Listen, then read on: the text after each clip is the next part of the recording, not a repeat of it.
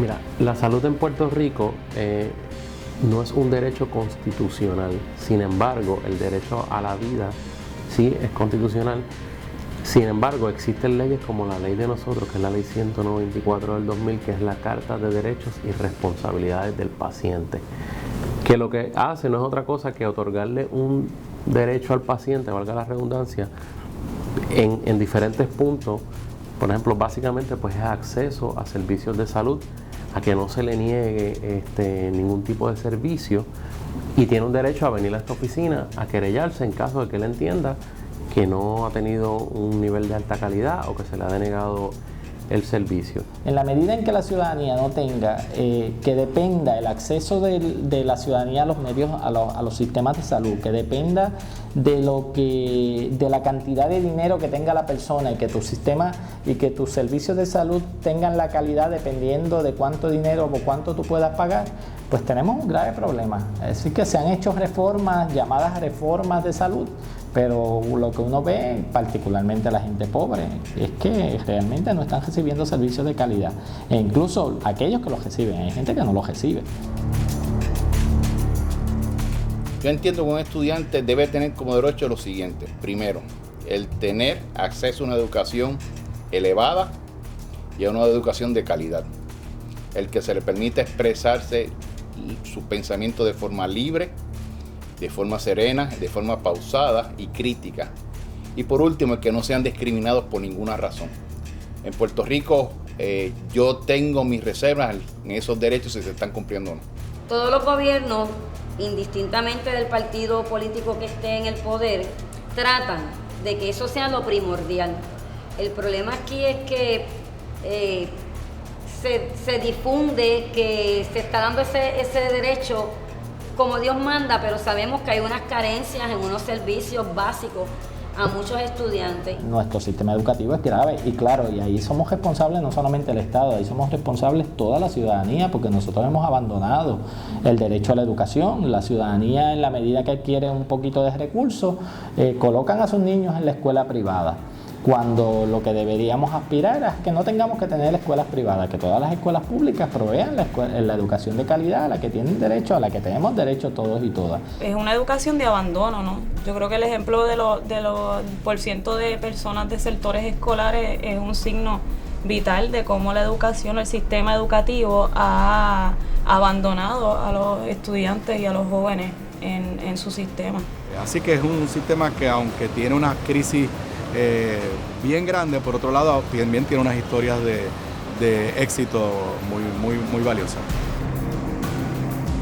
Bueno, en la medida que tú tienes violaciones de derechos humanos, no se está respetando la dignidad de los seres humanos. En la medida en que tú tienes personas en nuestra sociedad que no tienen ninguna protección, pues obviamente se le afecta la dignidad. La dignidad es uno de los cimientos o las bases donde se fundamentan todos los demás derechos. Se parte de esta idea de que la persona es valiosa en sí mismo y por eso es merecedora de mutuo respeto. Los dignos de admiración son las personas que hacen el bien, que todo lo dan por bueno y ayudan a la persona. Esa es una dignidad. Así que Trayecto Dignidad fue ese recorrido que consistió en educar y por primera vez entregarle al pueblo, cosa que nunca se ha hecho en Puerto Rico por parte del gobierno, la Carta de Derechos. Se le entregó la Carta de Derechos de la Constitución de Puerto Rico, cosa que hacen otros países que precian precisamente educar, la labor de educación de un gobierno hacia la ciudadanía sobre sus derechos humanos. Y en ese recorrido logramos realmente impactar unos 22 pueblos. Esos pueblos, obviamente, a través de toda la isla, nos detuvimos en plazas públicas, en centros comerciales, y ahí evidenciamos, claro está, el poco respeto que le da este gobierno a el derecho de educar y de expresarse en las plazas públicas y en los centros comerciales, porque nos querían restringir precisamente que habláramos con la gente, ¿verdad? Ese ejercicio básico y fundamental en toda sociedad democrática se nos quería restringir, exigiéndonos a nosotros permisos, documentación en los centros comerciales, pólizas de seguro de $1 millón. A pesar de todos esos obstáculos que tuvo esta gesta de Trayecto Dignidad, pudimos realizar esa actividad durante esos 3 días, recorrer, como les dije, toda la isla de Puerto Rico, Vieques y Culebra, entregar sobre 5.000 documentos educativos, realizar poco más de 900 entrevistas sobre conocimiento, valoración de los derechos humanos. Esa denuncia, ese acto de cierre consistió en rodear al Capitolio con una cinta de escena del crimen.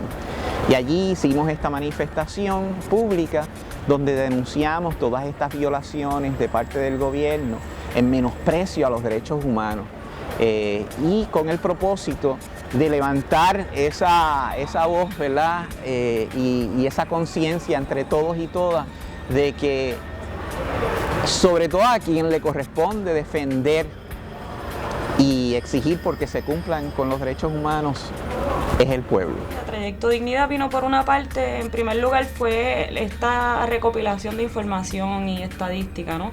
Cuánto se conoce, cómo lo conocen, cómo están entendiendo estos derechos civiles y derechos humanos. Pero por otro lado, Trayecto Dignidad nos dejó la sed de educar. Trayecto Dignidad necesita una segunda parte. En Puerto Rico hace falta un proyecto de alfabetización, yo diría nacional democrática, de educación sobre los derechos humanos y los derechos civiles. Y yo creo que aportaría más bien a la formación de una ciudadanía plena, de un pueblo más empoderado, de un pueblo capaz de reconocer cuándo se están infringiendo sus derechos. Que la gente tome conciencia del poder que tienen en la sociedad, de lo que pueden hacer. Yo creo que eso hay que mantenerlo y que siga adelante. Es tiempo de democratizar el conocimiento de los derechos humanos.